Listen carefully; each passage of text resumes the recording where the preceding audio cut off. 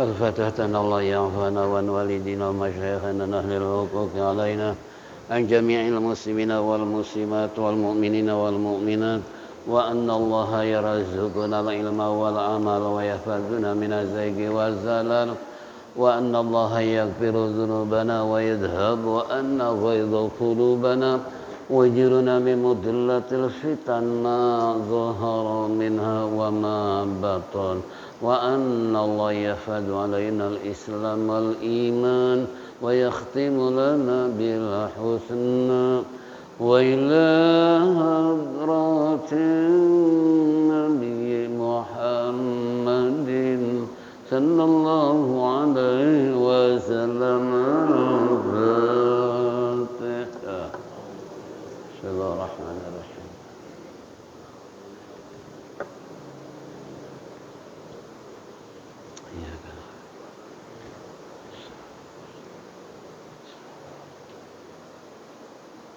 يا ربي بالمصطفى بلغ مقاصدنا واغفر لنا ما مضى يا واسع الكرم يا ربي بالمصطفى بلغ مقاصدنا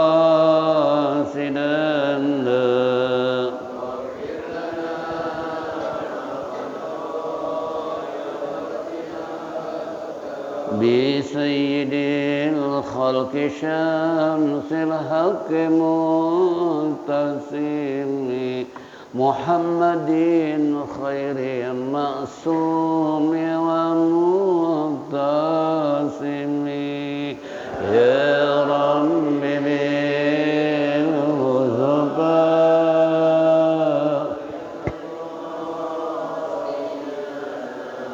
واغفر لنا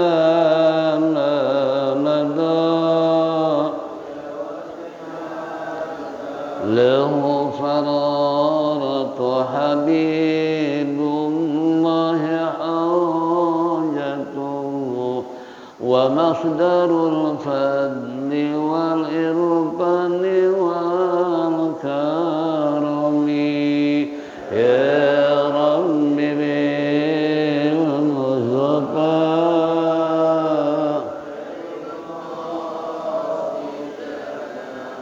واغفر لنا ما مضى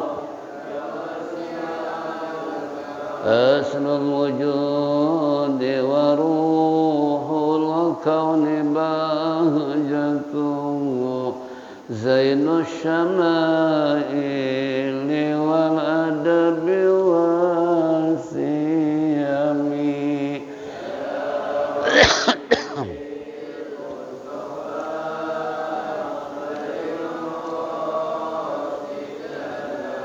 واغفر لنا ما مضى مطهر الأرض من الرجس ومن درن من عبد وثان أو عبد صنم يا رب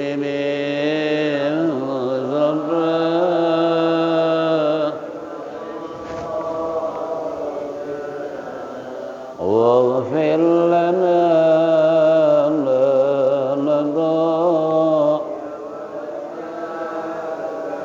لله من منكد الإنسان من سنكر خير البليات من أرب ومن أجم يا رب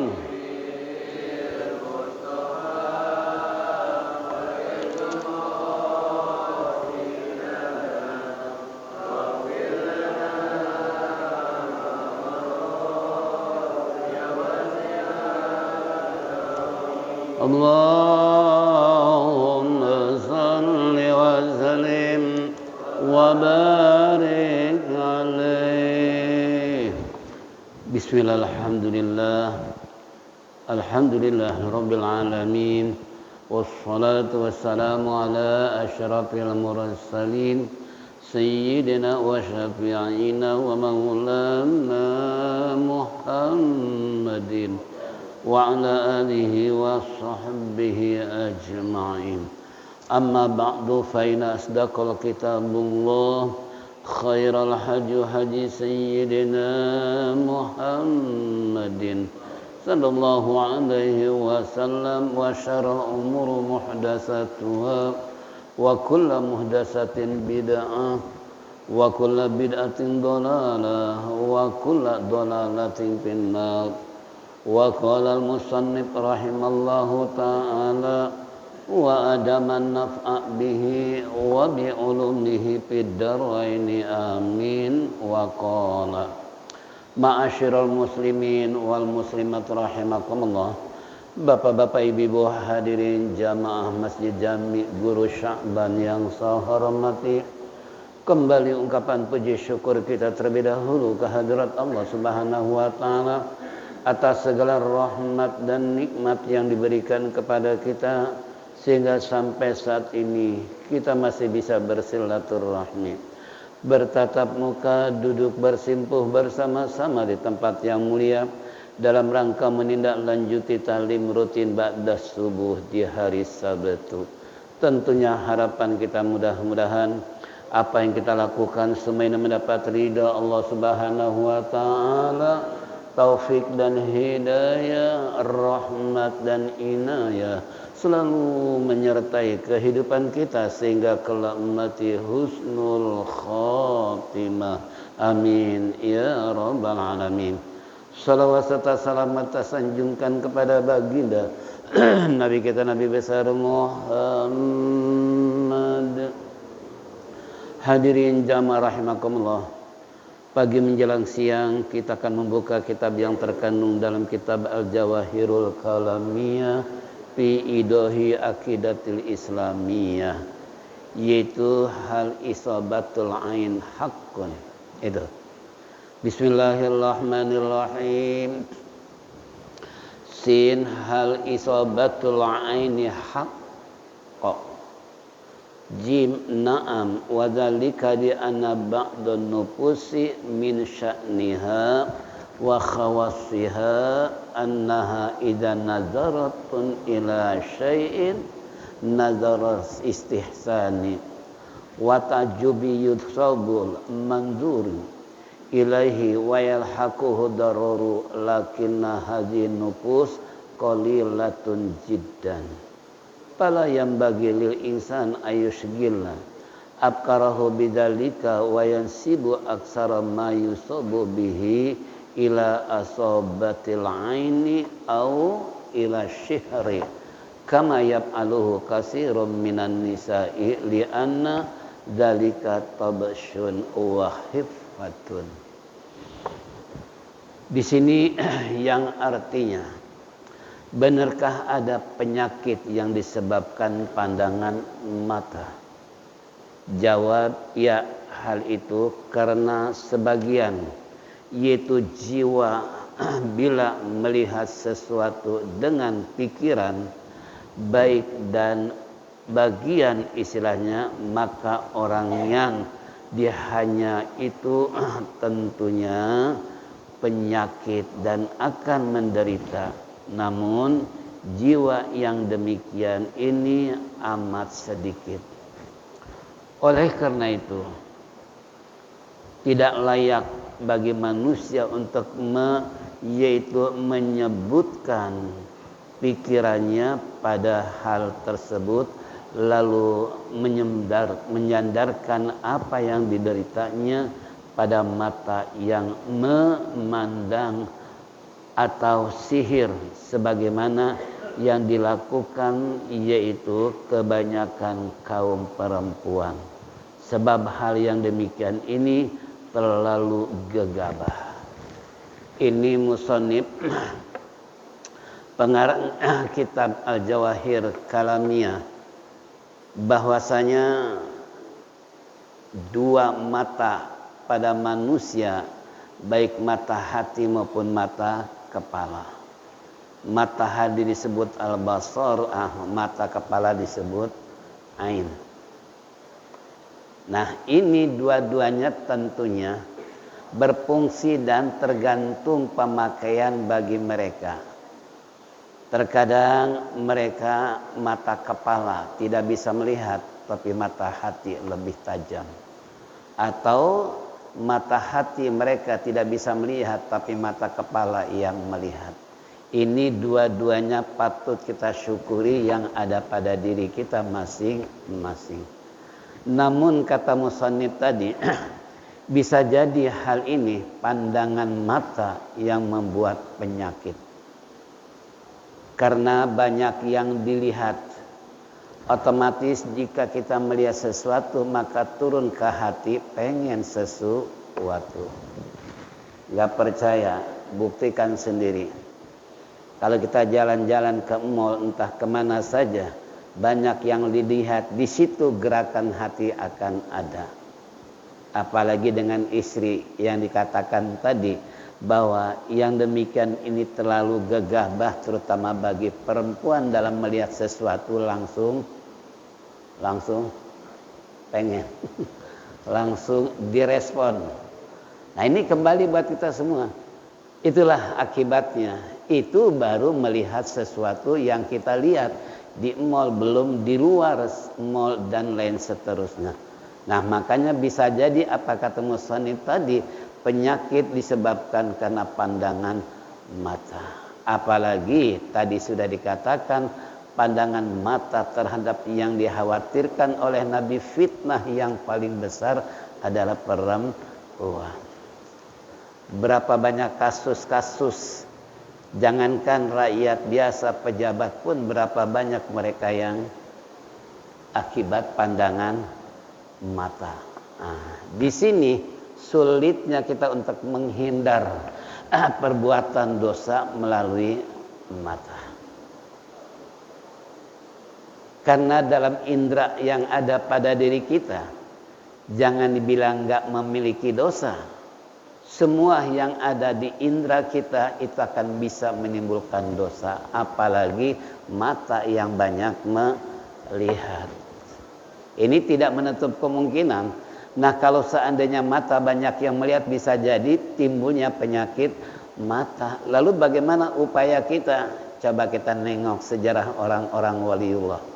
Seorang orang ahlul ibadah atau yang disebut abid atau orang-orang sufi, mereka sangat jarang keluar rumah. Lebih baik mereka di dalam rumah daripada keluar rumah. Kalau kita kalau bahasa anak muda, cuci mata kan. Itu cuci mata itulah yang menyebabkan timbulnya apa? Penyakit mata dan dosa mata. Sampai-sampai Allah menyatakan dalam Al-Quran, walaqad zarra'na li jahannama katsiran minal jinni wal insi lahum qulubun la yafqahuna biha wa lahum adhanun la yasma'una biha walahum a'yunul la yubsiruna biha ulaika kal an'am bal hum adallu ulaika humul ghafilun. Nih gara-gara mata. Berapa banyak manusia yang akan dimasukkan ke dalam neraka jahanam gara-gara mata. Apa kata ayat ini? Walaqad zarra'na, sungguh benar-benar kami telah siapkan neraka jahanam buat jin dan manusia. Jin dan manusia sudah disiapkan neraka jahanam. Siapa yang disiapkan oleh neraka jahanam jin dan manusia? Yang pertama, orang yang punya pikiran tapi disalah gunakan. Artinya Allah memerintahkan kepada kita untuk ibadah, malah dia haram jadah. Allah memerintahkan kita untuk sholat, malah dia nggak pernah sholat. Orang memerintahkan impamanya zakat, haji dan seterusnya, puasa dan seterusnya, dia tidak melakukannya. Ini namanya penyalahgunakan hati, bukan ibadah, malah haram. Ada di sini? Ada nggak? Nah, ini kan kembali pada kita. Ini hati. Makanya kata Rasulullah dalam sabdanya bahwa ada dalam manusia segumpal darah. Disitulah yang bisa menentukan idza salah zahirul asad. Apabila ini baik, semua akan baik. Tapi apabila dia rusak, maka semua anggota tubuh ikut rusak. Apa itu? Al-qalbu, yakni hati. Nah, kembali pada kita.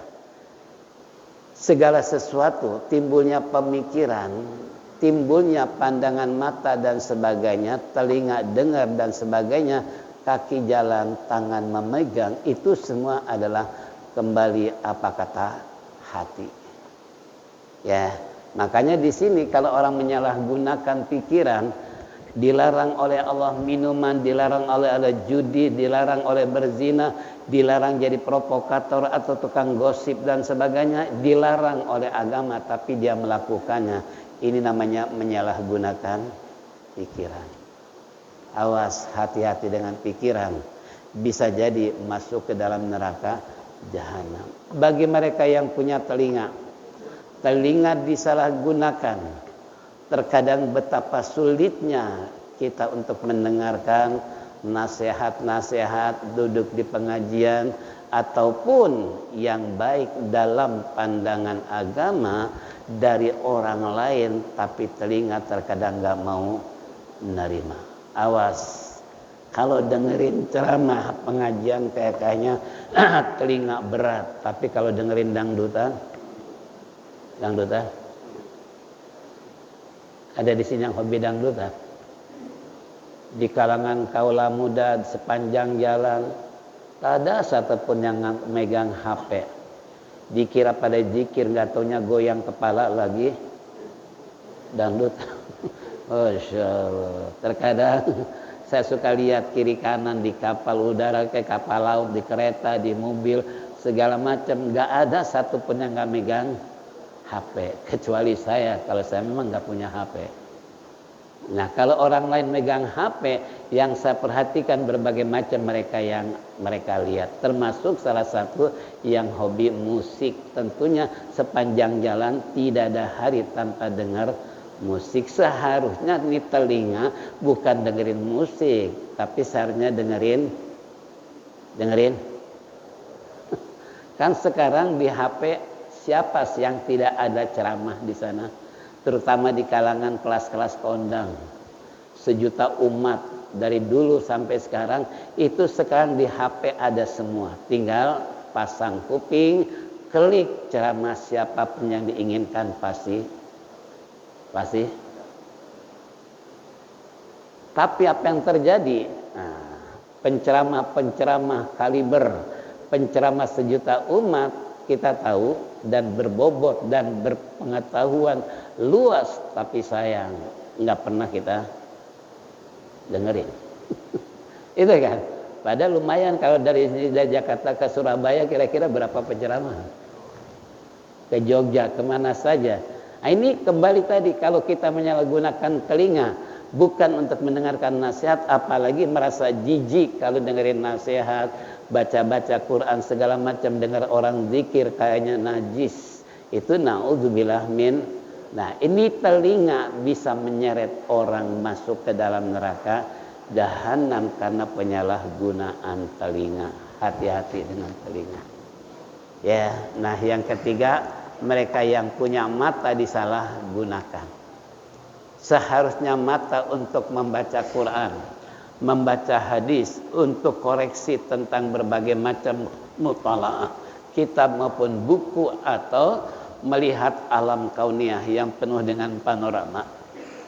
Pergi ke sana sini melihat alam, situasi dan kondisi yang ada di berbagai macam daerah, berbagai macam negara. Itu kalau seandainya kita mata melihat hal yang ajaib, tentunya dianjurkan Nabi untuk mengatakan subhanallah, masya Allah. Itu kalau mata dipakai seperti itu. Tapi yang terjadi dengan mata, nih di sini bahayanya mata. Makanya jaminan orang buta oleh Nabi adalah betapa mudahnya orang buta masuk surga. karena nggak pernah lihat. Tapi butanya tukang ibadah, bukan ibadah, bukan buta keliling cari duit kemudian sholat kagak. Buta yang benar-benar dia ibadah, sabar menghadapi kehidupan dunia yang mata nggak pernah bisa melihat sesuatu. Paling hanya berpikir, paling hanya mendengar dan lain sebagainya. Contoh, saya ingat waktu dipanggil sama teman Edi Jubaidi, kepala basis waktu itu. Saya dengan siapa waktu itu ya. Kemudian ada tamu, dia orang buta, tunanetra, duduk di samping saya. Kemudian ajudan teman saya keluar. Apa dia bilang? Pak Kiai, kepala suruh nunggu sebentar aja, masih ada tamu di dalam. Nanti tamu kalau udah keluar, silakan Pak Kiai masuk ke dalam. Ini orang-orang tunanetra bilang, oh pantesan aromanya beda, baunya lain, baju minyak wangi lain dengan saya. Kalau saya baunya bau GPU, bau minyak tawon. Kenapa? Karena saya tukang urut. Tuh. Dia tahu tuh, walaupun dia karena nggak bisa melihat, cuman tadi mata hati yang berkata, oh pantas lain di sisi saya, nggak taunya Kiai. Maaf Pak Kiai kalau saya bau minyak tawon karena saya tukang urut. Coba ya, bahkan saya pernah habis ngajar di Bungur dulu, ada tukang urut yang suka keliling tuh yang buta. Begitu saya mengucapkan salam, dia jawab, oh Ustaz mau kemana kan? Dalam hati, loh kok tahu? Ya udah dengar suaranya juga lain dah. Nah, ini terkadang mereka mata hatinya begitu istilahnya mampu menerobos pandangan mata kepala.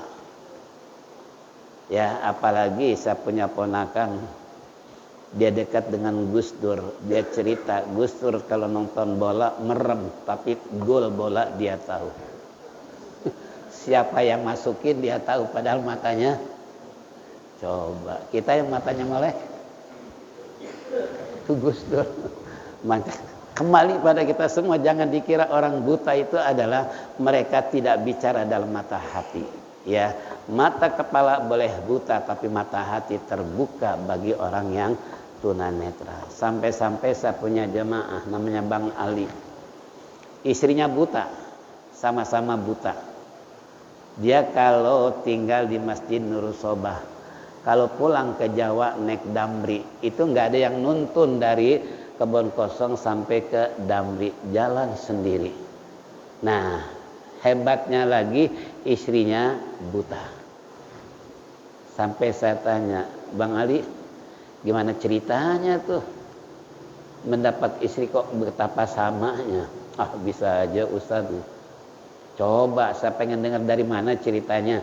Kok bisa Bang Ali dalam kondisi begini, istri juga sama. Nah, dia cerita dulu waktu kita sama-sama kursus, yaitu mengurut di pemerintah. Sama-sama nih, calon istri saya dan saya. Rupanya begitu terdengar suara perempuan yang tunanetra, langsung merasuk ke dalam hati. Biasanya kan jatuh cinta gara-gara dari mata turun ke hati. Nah kalau orang buta kira-kira dari mana? Rupanya dari suara gitu kan. Itu dari suara yang gemetar, seakan-akan begitu dengar suara perempuan langsung masuk ke hati. Ini kayaknya cocok nih perempuan buat saya nih. Memang udah jodohnya, tapi punya anak 2, nggak ada yang buta. Istrinya seorang Qori'ah, coba bayangkan. Nah ini kalau kita benar-benar berpikir dengan kebesaran Allah, jodoh tunanetra sama, istrinya nggak bisa melihat, tapi mereka punya kelebihan. Apa? Bukan saja tukang urut, tapi memang seorang Qori'ah. Ini kembali buat kita, mata hati begitu hebat. Ya. Nah ini tapi kalau menyalahgunakan mata hati tadi, kembali walaqad dzarra'na li jahannam, sungguh Allah menyiapkan neraka jahanam yang buat menyalahgunakan mata tadi. Bahkan Allah katakan dalam ayat tadi, ulaika kal an'am, mereka adalah bagaikan binatang. Bahkan mereka termasuk orang-orang yang sesat, kata Allah, jika menyalahgunakan 3 indera yang ada pada dirinya, menyalahgunakan pikiran, menyalahgunakan telinga, menyalahgunakan yaitu mata. Bukan saja Allah siapkan neraka jahanam, lebih jauh daripada itu dianggap sebagai binatang. Kenapa dianggap sebagai binatang? Binatang boleh punya telinga, tapi punya pikirannya enggak. Pantas kalau binatang, kambing masuk kebun orang tanpa permisi, bahkan pagar pun ditabrak. Kenapa? Saking ingin makan rumput di kebun orang. Kalau punya pikiran kira-kira mau enggak? Nah, makanya aneh kalau ada orang mengambil hak orang lain, uang orang lain dikeruk sedemikian rupa, berarti sama dengan binatang. Itu kan, karena bedanya antara makhluk yang satu dengan lain manusia kan cuman Allah memberikan karunia yang sangat berharga, kan akal.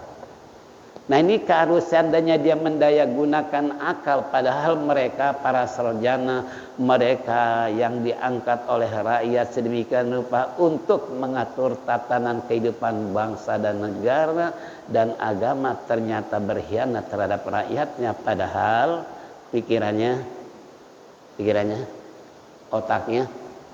Nah, ini kembali tadi. Nah, kalau Allah menganggap mereka adalah binatang, na'udzubillah min dzalik. Awas, jangan menyalahgunakan 3 hal komponen yang ada diri kita tadi, wabil khusus indah hati maupun indera telinga dan mata. Itu sangat dan sangat Allah janjikan bukan saja neraka jahanam, tapi dianggap sebagai binatang. Ya, binatang sesat bisa jadi karena nggak punya pikiran. Binatang mengambil istilahnya rumput dan pisang di rumah di kebun orang, boleh jadi karena nggak punya pikiran. Nah, kalau manusia nabrak kebun orang, ngambil mangga orang, kira-kira gimana? Kan berarti sama dengan apa? Dengan binatang.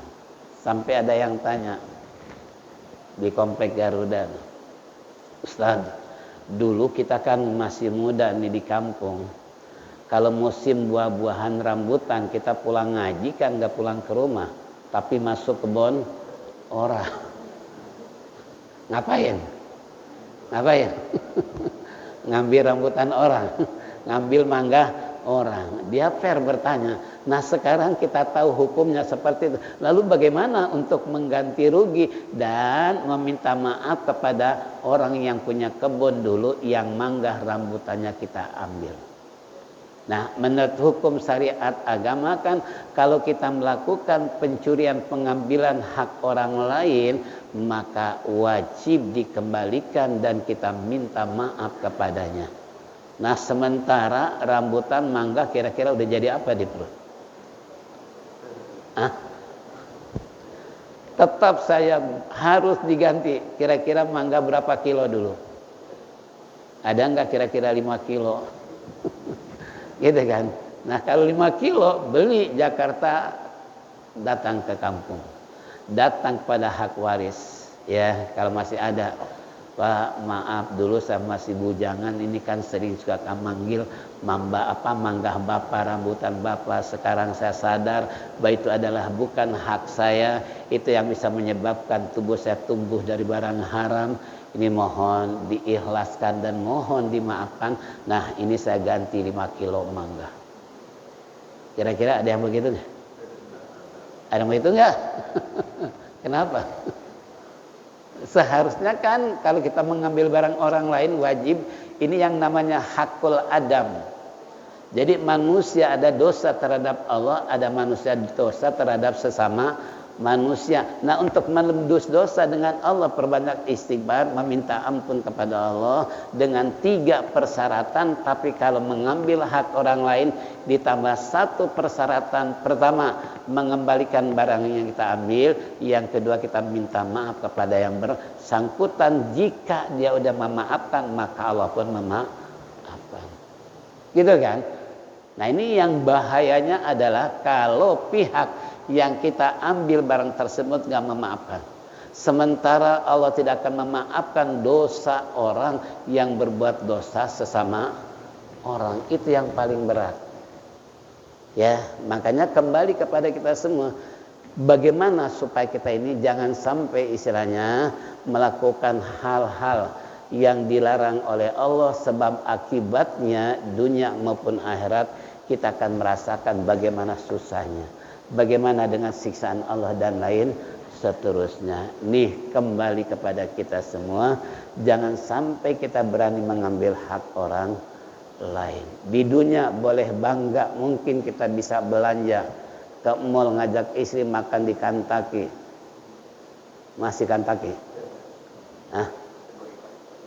Kentucky di Bekot. Kentucky di Bekot. Kerugian sekian triliun gara-gara orang Islam gak makan Kentucky. Ini contoh aja. Nah, jadi kembali tuh.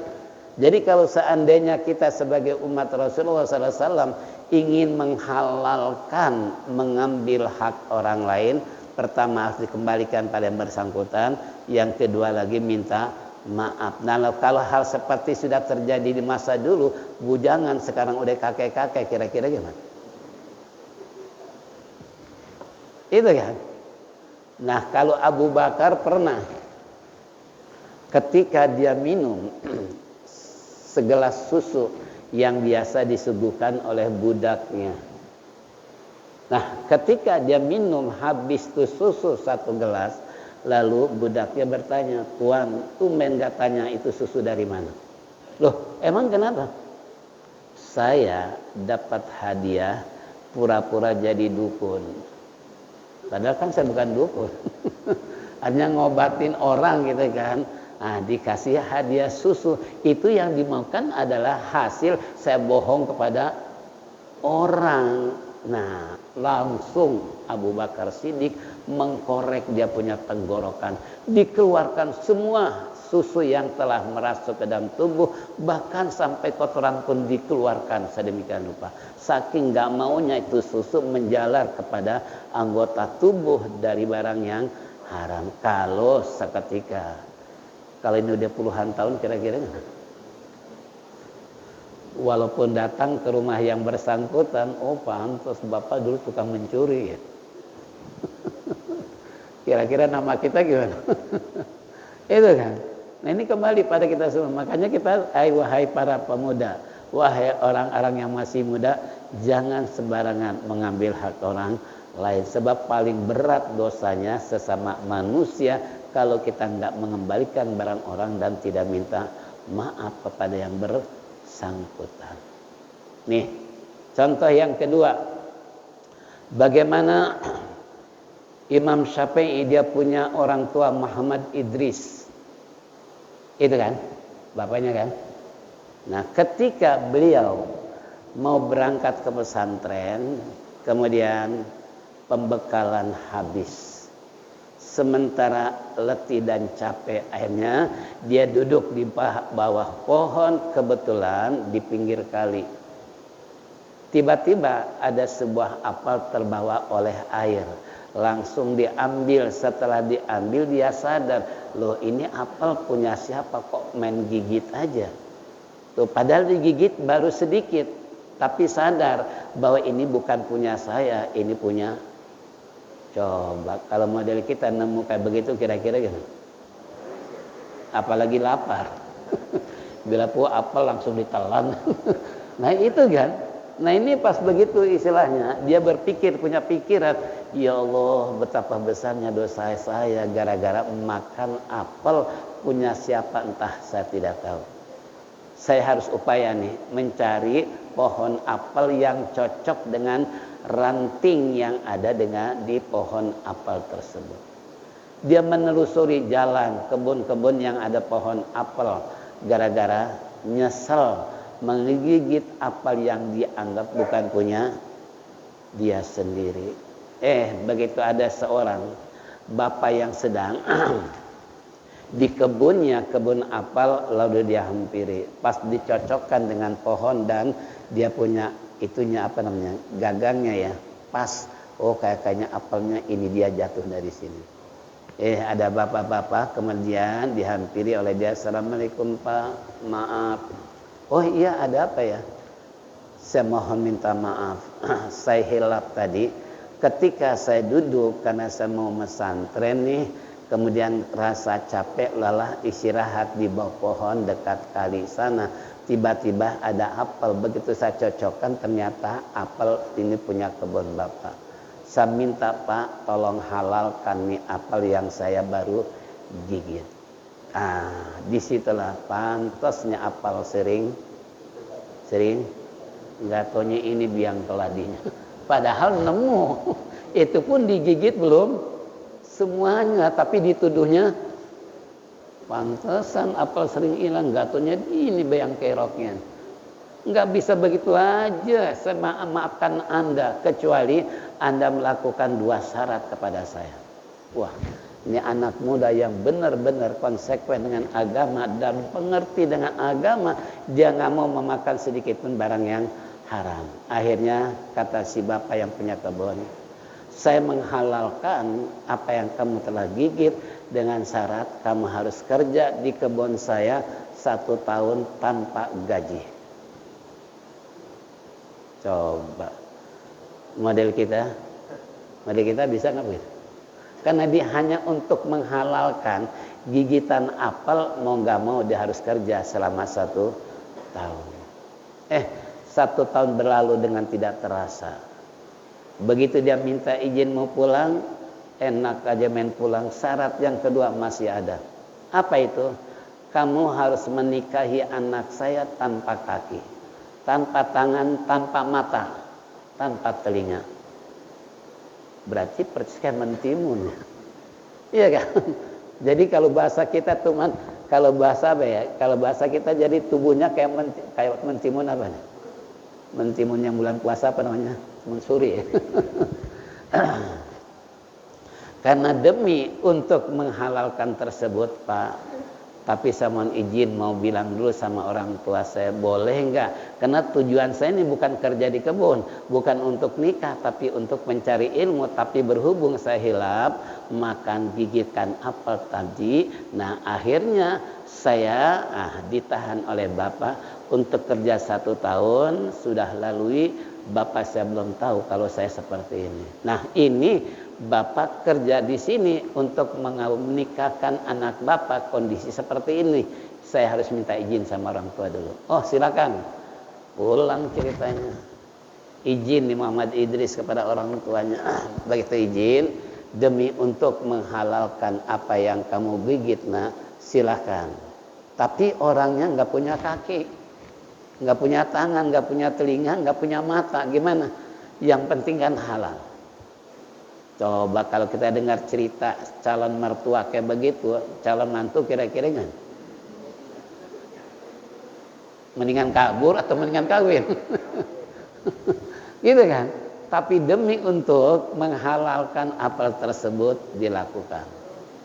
Cerita singkat pada waktu hari H-nya, maka pernikahan dilakukan. Nah setelah pernikahan, karena adat agama kan nikah perempuan nggak boleh disangkut, didampingi oleh calon pengantin perempuan. Itu kan, ini tradisi kita terkadang di saat nikah laki sebelah kanan, perempuan sebelah kiri. Kalau yang normal kira-kira disandingkan begitu gimana? Yang normal ya. Kira-kira gimana? Itu kan, kalau orang dulu kan enggak, nikah laki-laki dengan mertua doang, penghulu dan para saksi, tapi si calon pengantin perempuan di dalam. Itu kan ini belum, masih pranikah ya, belum halal untuk dijadikan istri karena belum akad nikah. Nah, ini kan contoh seperti itu. Ini gaya orang dulu. Orang dulu aja kalau pacaran, ini si anak perempuan di dalam, si laki-laki di luar, jadi terhalang oleh dinding rumah, oleh jendela. Kalau orang sekarang ini sangat jauh berbeda. Akhirnya begitu selesai nikah, dipersilakan mantu melihat calon istri di kamar yang sudah disiapkan oleh mertua. Nah, ternyata begitu melihat, lain dengan ungkapan yang dikatakan oleh calon istilahnya mertua tadi, anaknya nggak punya kaki, nggak punya ini. Ternyata kata si mantu tersebut, ini si bintangnya perempuan, bintangnya kampung coba. Tapi mertua bilangnya kan nuntut akhirnya, Pak mertua maaf. Loh kenapa? Nggak sesuai dengan janji bapak, anaknya nggak punya kaki, anaknya nggak punya tangan, nggak punya telinga, nggak punya mata. Tapi kenyataannya malah justru saya perhatikan anak bapak yang paling cantik di kampung ini. Nah, maksud saya nggak bisa nerima kenyataan karena kata bapak dulu anaknya begini. Sekarang setelah saya lihat kok lain. Apakah ini nggak membohongi saya? Nah, lalu kata mertuanya, maaf mantu, kalau bapak menyebut nggak punya kaki, nggak punya tangan, telinga dan mata, karena anak bapak ini nggak pernah jalan kemana-mana kecuali dari dapur ke kamar, cuman itu aja. Dia punya tangan pun nggak pernah memegang sesuatu karena nggak pernah keluar rumah, melihat sesuatu pun tidak, dengar sesuatu pun tidak. Itulah anak bapak, bukan mana hakiki tapi makna majazi. Artinya sejauh mana si calon mantu diuji, cerita anak gak punya kaki tapi ternyata itu kan ujian juga kan. Makanya kalau model bapak-bapak diceritakan seperti itu, saya yakin lebih baik kabur daripada punya istri kayak mentimun suri. Punya mantu kayak mentimun suri, kira-kira gimana? Itu kan. Nah, tapi si anak muda karena demi mencapai kehalalan tadi, akhirnya ternyata beda. Apa yang diceritakan oleh mertua, ternyata si perempuan bintangnya kampung. Nah, cerita singkat, akhirnya mereka menjadi keluarga yang harmonis, yang sakinah mawaddah warahmah, menghasilkan buah anak. Seorang yang 7 tahun hafal Quran, 10 tahun hafal karangan gurunya Imam Malik. Beliau ngaji dengan beliau 20 tahun. Ketika dites mau ngaji sama Imam Malik, kata gurunya, coba baca dulu kitab saya, kalau misalnya kamu bisa baru boleh jadi murid saya. Guru tak perlu dibaca, tinggal tanya aja apa yang ada di dalam karangan buku. Oh, ini anak hebat banget, nggak usah baca, tinggal tanya aja halaman berapa nanti saya jawab. Masya Allah, berarti otaknya otak apa? Otak berlian. Coba ditantang gurunya, pada 20 tahun dia ngaji sama Imam Maliki, 15 tahun tuh belajar adab, akhlak. Seorang guru, seorang murid bagaimana meniru akhlak seorang guru. Kalau orang dulu tuh ngajinya begitu. Kalau kita kan kagak, gurunya yang datang seluk-beluk kehidupan guru kita nggak tahu di rumahnya. Itu kan? Nah, ini perlunya ngaji dengan guru di pondok pesantren seperti itu. Jangan hanya melihat cangkangnya doang, omongannya doang, tapi sehari-harinya kita tidak tahu. Persis seperti sinetron yang sedang viral sekarang, Dalam Mihrab Cinta. Nah, Dalam Mihrab Cinta. Di situ ada Kiai Gadungan. Coba bayangin, Kiai Gadungan, dia mengaku belajar di Jeddah 8 tahun. Gak taunya nipu jemaah doang. Coba ini nggak bisa dibayangkan itu kan. Jadi kembali pada kita semua. Nah, ini Imam Syafi'i, dia lahir 4 tahun dalam kandungan. Ada nggak orang 4 tahun dalam kandungan ini? Ada nggak? Nah, apalagi zaman sekarang, lewat 10 menit aja langsung disesar kan ke? Pernah ada Habib Tebet istrinya mau melahirkan, bawa ke rumah sakit. Kata dokter, Bib, ini udah 10 menit lambat nih. Gimana kalau disesar? Dok, sabar, kenapa sih? Anak saya nggak bakalan betah kok di dalam perut ibunya. Pasti keluar, pasti nongol. Nggak percaya, yuk kita tunggu aja kira-kira 10 menit. Sebelum 10 menit teriak anak menjerit nangis. Tuh kan, anak saya lahir. Makanya nggak ada yang betah dalam perut. Tapi Imam Syafi'i, kalau ibarat ulama-ulama ini orang matang di pohon. Pantas kalau 7 tahun hafal Quran, 10 tahun hafal Muwatta. Kita lihat kitabnya aja. Saya waktu itu fotokopi karena waktu itu saya masih gimana ya? Ya katakanlah hidup belum memadai untuk beli ini itu segala macam. Saya fotokopi dengan Al-Maghfurah Ustaz Syarif dosen UIN tuh. Karena sering nawarin kalau ada kitab-kitab yang muskil aja. Pasti dia datang, dia cerita. Ustaz, ini ada kitab nih, langka di pasaran nih. Saya dapat dari mu'alim nih, orang lain gak ada yang punya nih. Silakan fotokopi, nanti saya fotokopi. Nah, itu seperti itu. Ini kita lihat jogrogan kitabnya di 4 jilid segini. Kita jangankan baca, lihatnya aja. Ngap. Itu gimana cara bacanya itu kitab? Nah, beliau hafal di luar kepala, jangankan baca, guru tinggal tanya sama saya, masalah apa, saya jawab apa yang ada dalam karangan guru.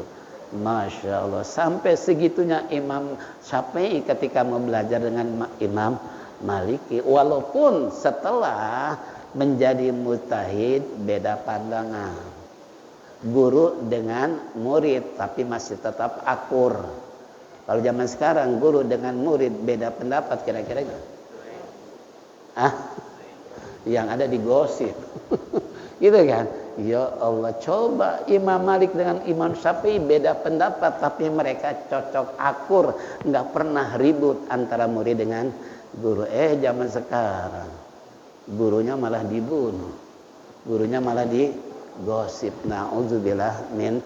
Nah, inilah hadirin, jadi kembali cerita tentang Muhammad Idris yang punya anak begitu mulia dan terkenal di dunia, seorang mazahib arba'ah, yaitu Imam Syafi'i yang digunakan fikihnya oleh Islam bangsa Indonesia, mazhab Imam Syafi'i. Nah, inilah sebagai contoh dan sekaligus kesimpulan apa yang kita baca tadi, hati-hati dengan pandangan mata yang bisa memasukkan kita ke dalam neraka jahanam. Yang kedua, dikecam oleh Allah kalau kita punya pikiran, mata dan telinga disalahgunakan, mereka lebih sesat dari binatang. Na'udzubillah min dalik. Tinggal kembali sejauh mana memelihara 3 indera yang ada yang sudah difirmankan oleh Allah dalam Al-Quran. Nah, kembali jadi kata istilahnya musannif tadi, bahwa dideritanya pada mata yang istilahnya yaitu memandang atau sihir, sebagaimana yang dilakukan istilahnya kebanyakan kaum perempuan, sebab hal itu yang demikian itu adalah terlalu gegabah. Makanya ada 10 perbedaan antara sifat laki dan perempuan. Kalau perempuan tadi terlalu gegabah, memutuskan sesuatu oleh hawa nafsu. Percaya enggak? Yang suka minta cerai kira-kira laki atau perempuan? Perempuan atau laki? Udah dicerai, nyesel nangis. Saya punya teman ketua MUI, dia punya anak 3, masih kecil, minta cerai dulu. Dicerai, begitu cerai dia nikah dengan seorang janda, punya kontrakan 50 pintu. Nggak punya anak lagi, kira-kira kayak nggak punya anak, janda punya kontrakan 50 pintu. Istrinya dengar yang minta cerai dulu, nangis lagi minta balikan. Kenapa? Karena janda nggak punya anak. Untung nih jandanya orang soleha lagi. Begitu disampaikan, bang, nggak apa-apa deh, kembali lagi. Tuh yang paling pojok, biar tempat tinggal dia. Coba, kalau kita punya istri 2 kayak begitu, dikasih nggak kontrakan? Izin mau nikah aja langkahin mayat gue dulu. Astagfirullah, istri preman kayak begitu. Itu kan, ini contoh, Masya Allah, itu teman saya tuh, ya dia ketua MUI. Begitu saya dapat berita cerita, subhanallah antum luar biasa. Itu tadi, makanya gegabah perempuan nggak ada berpikir ke depan. Bagaimana kalau saya cerai? Enggak, yang penting cerai dikira, cerai enak, nggak taunya itu terlalu gegabah namanya. Ya, makanya 10 perbedaan sifat laki dan perempuan. Salah satu diantaranya perempuan nggak sabar menghadapi tantangan hidup, salah satu contoh itu. Nah kebetulan teman saya jandanya janda kayak bagaikan mimpi ketiban bulan. Cerai anak punya 3 ribet, kawin janda nggak punya anak, punya kontrakan 50 pintu, bayangin. Inilah hadirin jamaah waktu jualah yang memisahkan kita dari. Mudah-mudahan Allah panjangkan umur sehat walafiat. Bertemu kembali pada Sabtu yang akan datang dalam kajian kitab apa? Risalatul Ma'awana ilmu tasawuf. Mari kita tutup dengan zikir tauhid. Fa iza fadal masykur.